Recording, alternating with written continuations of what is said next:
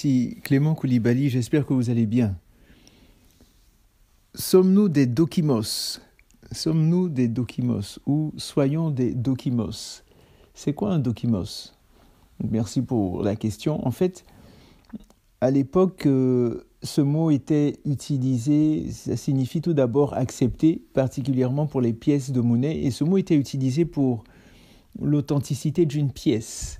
L'authenticité d'une pièce de monnaie, à l'époque, il n'y avait pas le système actuel bancaire et tout. Toutes les pièces étaient en métal fondu. Et après le démoulage des pièces, on enlevait les bavures et il y avait des personnes qui mettaient en circulation, donc des personnes qui rognaient, donc qui diminuaient la taille de la pièce et qui diminuaient les contours, les dimensions et tout ça.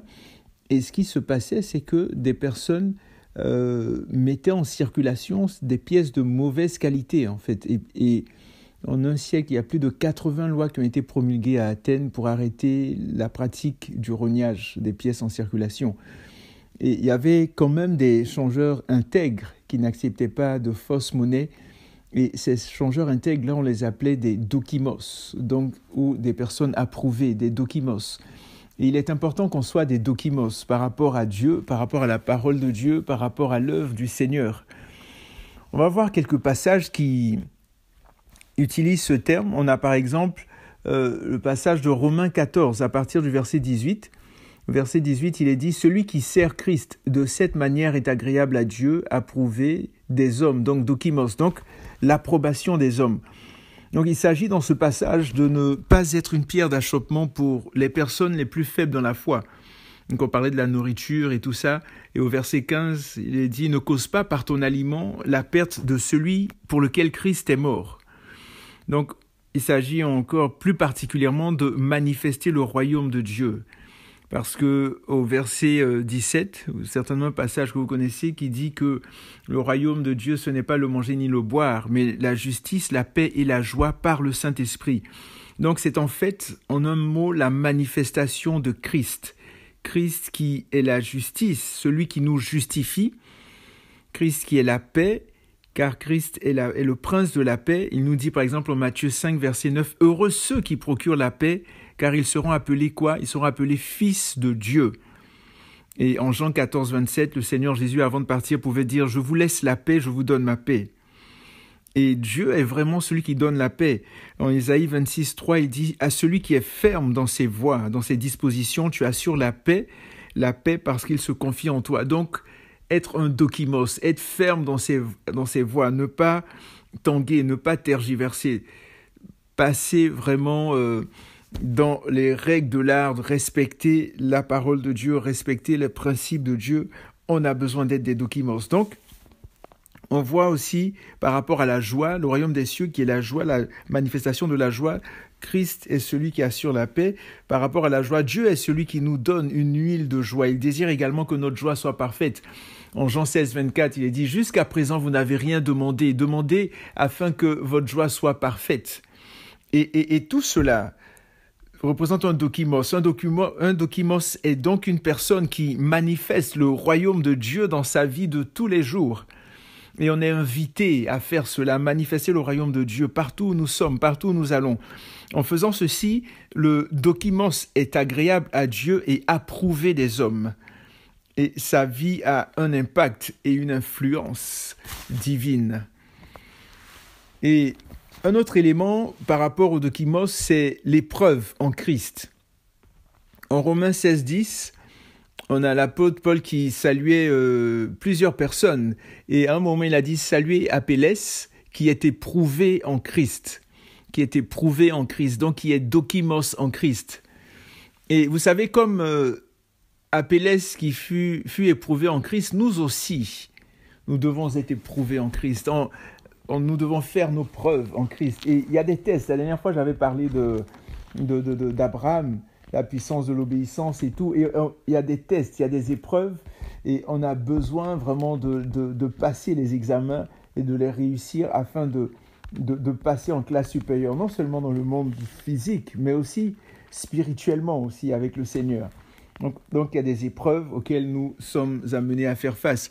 En Jacques 1, verset 12, par exemple, on a On a, comment il s'appelle, c'est ça, Jacques qui dit « Heureux l'homme qui endure la tentation ». Mais ici, c'est le terme « l'épreuve » en fait. « Heureux l'homme qui endure l'épreuve, car après avoir été mis à l'épreuve, il recevra quoi? La couronne de vie que le Seigneur a promise à ceux qui l'aiment. » Vous voyez, il y a une récompense. Donc, le plus souvent, on n'aime pas les épreuves ou on fuit les épreuves, mais les épreuves sont une manière vraiment de nous transformer, de nous former, de nous amener à la stature parfaite de Christ, mais également aussi de nous récompenser pour la gloire. Il y a plusieurs passages qui disent mais celui qui aura réussi, voici ce que je lui donnais et tout dans les lettres aux Apocalypses, ces 7 lettres et tout. Donc, il y a des récompenses. Il y a des récompenses et c'est important que nous faisions face aux épreuves. Dans les épreuves, nous puissions demander au Seigneur vraiment de nous aider à passer à travers et de fixer nos regards sur lui. On nous dit qu'Apellès fut éprouvé en Christ. Sommes-nous droits, intègres, justes, authentiques? Dieu serait-il en mesure de rendre témoignage de notre probité, de notre honnêteté? Je ne sais pas si vous vous rappelez certainement, mais dans ce passage où il y a de Job, où Dieu lui-même a rendu témoignage de Job à Satan. Il a dit « As-tu vu mon serviteur Job? Il n'y a personne comme lui. » Et que le Seigneur puisse dire la même chose pour nous, qu'on soit des dokimos, qu'on soit des personnes intègres, des personnes droites, des personnes qui ont la crainte de l'Éternel et des personnes qui lui font plaisir véritablement. Un autre élément très important par rapport à ce terme-là, dokimos, permet en fait le discernement entre les croyants. En 1 Corinthiens 11, verset 19, il y avait une situation dans l'église de Corinthe, et au verset 19, voici ce que l'apôtre Paul répond. Il dit « Car il faut qu'il y ait aussi des sectes parmi vous ». Donc différents groupes qui se mettaient au sein de l'église et les gens de Corinthe étaient un peu découragés. Et ils ont écrit à l'apôtre, et voici ce qu'il répond. Il dit, 1 Corinthiens 11, verset 19, « Car il faut qu'il y ait aussi parmi vous oui, des sectes, afin que ceux qui sont approuvés soient reconnus comme tels au milieu de vous. » Donc ceux qui sont des dokimos, donc ceux qui sont authentiques. Donc en fait, on voit un discernement. On a parfois peur des controverses, et le terme qui est ici utilisé par controverse, c'est hérésie. On a peur des hérésies, les groupes et tout ça. Mais selon l'apôtre Paul, inspiré par le Saint-Esprit, il faut qu'il y en ait afin que ceux qui sont dignes d'approbation, ceux qui sont authentiques, soient manifestés parmi les enfants de Dieu. Ainsi, les controverses sont un moyen de discerner entre le blé et l'ivraie, entre les vrais croyants et les faux. Donc, prenons les controverses, demandons au Saint-Esprit encore plus son esprit de discernement. Et il y a des choses qu'on peut voir comme ça simplement, des choses qu'on a besoin de voir encore plus en profondeur. Mais vraiment, attelons-nous à être des dokimos. Un autre élément, avant-dernier, que j'ai pu noter, c'est que le dokimos a le sceau, l'approbation de Dieu. En 2 Corinthiens 10, verset 18, l'apôtre Paul pouvait dire « Car ce n'est pas celui qui se recommande lui-même qui est approuvé, donc qui est dokimos, c'est celui que le Seigneur recommande. » Le contexte ici, en fait, c'est que l'apôtre Paul défend son apostolat. Paul défend son apostolat et il s'adresse plus particulièrement à un groupe de personnes. On a un éclairage en 2 Corinthiens 10, verset 2. En 2 Corinthiens 10, verset 2, où il est dit « Ceux qui estiment que nous marchons selon la chair, c'est à eux que nous nous adressons. » Donc, il y a des personnes qui critiquaient l'apôtre Paul, le ministère et tout ça, et qui disaient « Ah, ils marchent selon la chair, ce sont des hommes charnels, blablabla, etc. etc. » Mais là, ils sentaient qu'il était important de clarifier les choses. Donc, il disait, par exemple, tout le verset 2, il dit « Je vous en prie, que je n'ai pas une fois présent à montrer la hardiesse et l'assurance dont je compte user avec audace contre ceux qui estiment que nous marchons selon la chair. » Donc, il était en train de leur répondre. Il dit, ce n'est pas, verset 18, celui qui se recommande lui-même qui est approuvé, c'est celui que le Seigneur recommande. En parlant de lui. Donc, un dokimos est celui qui est recommandé par Dieu. Il est recommandé par Dieu lui-même, pas par une organisation humaine, pas par une école, de théologie ou une université, pas par une mission, etc., etc. Non, un groupuscule d'individus, non, absolument pas. Donc, il est donc très important d'avoir l'approbation de Dieu, de la rechercher et non rechercher l'approbation des hommes. Oui, les hommes peuvent voir. Regardez, les hommes ont applaudi Jésus. Les hommes l'ont acclamé. Lorsque Jésus est rentré, par exemple, le fameux jour des rameaux, je veux dire, Hosanna au plus haut des cieux, Hosanna au plus haut des cieux. Mais quelques jours après, ce sont ces mêmes personnes qui étaient en train de l'acclamer, qui l'ont crucifié. Il est important de rechercher véritablement l'approbation de Dieu, pas celle des hommes. Et à ce propos-là, j'aime vraiment cette parole de l'apôtre Paul en Galates. Au Galates, il pouvait dire en Galates chapitre 1, verset 10, il dit « Et maintenant, est-ce la faveur des hommes que je désire ou celle de Dieu ? Est-ce que je cherche à plaire aux hommes ? Si je plaisais encore aux hommes, je ne serais pas serviteur de Christ. » Donc, d'où le besoin de rechercher la faveur de Dieu et non celle des hommes. Peu importe ce qu'ils vont dire, oui, ça fait plaisir, ah, bravo et tout, des acclamations et tout, mais ne nous appuyons pas sur cela, n'attendons pas forcément d'avoir l'honneur, la gloire, les acclamations des hommes pour avancer, pour faire l'œuvre de Dieu. De toute façon, quel que soit ce qu'on va faire, les gens vont toujours parler, que ce soit positif ou pas. Donc, recherchons plutôt à être des dokimos, recherchons plutôt à obtenir, à avoir l'approbation de notre Père, à lui plaire, parce qu'on l'aime par-dessus tout. Et finalement, être un dokimos, c'est quoi ? C'est être en état de dokimos devant Dieu. Je l'ai dit un petit peu tout à l'heure, mais on a ce passage en 2 Timothée 2, verset 15.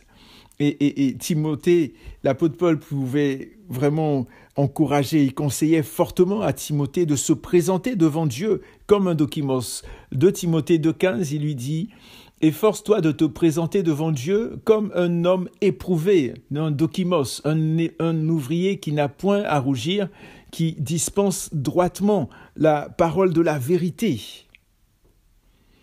Donc, qu'est-ce que l'apôtre Paul lui dit clairement? Il dit un ouvrier qui n'a point à rougir. Il dit présente-toi comme un homme éprouvé, comme un dokimos, quelqu'un qui est passé par des épreuves et qui a pu aller de l'avant, qui a pu réussir les examens, qui n'est pas resté dans son coin à murmurer, comme je disais la dernière fois, quand on murmure, on place des murs devant nous, des murs derrière nous, des murs à gauche, des murs à droite, se plaindre, s'apitoyer sur son sort. Non, on fait face à l'épreuve, sachant par exemple dans 1 Corinthiens 10, 13 que face à l'épreuve, on n'est pas tenté au-delà de nos forces, mais dans l'épreuve, dans la tentation, le Seigneur est avec nous.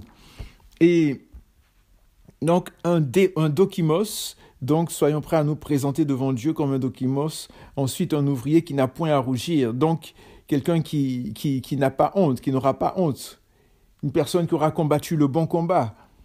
Et troisièmement, une personne qui dispense droitement la parole de la vérité. Droitement la parole de la vérité. Droitement la parole de la vérité.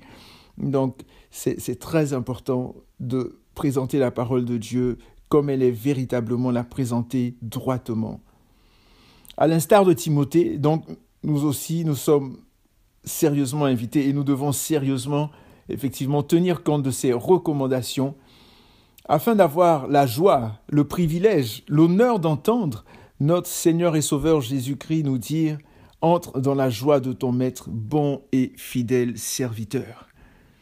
Soyons des dokimos, marchons dans les voies du Seigneur, prenons encore plus de temps dans sa parole, dans sa présence à ses pieds, afin de lui être agréable, afin d'être une source de bénédiction pour les personnes qui nous entourent, afin que le royaume, le règne de Dieu, vraiment soit de plus en plus manifeste sur la terre.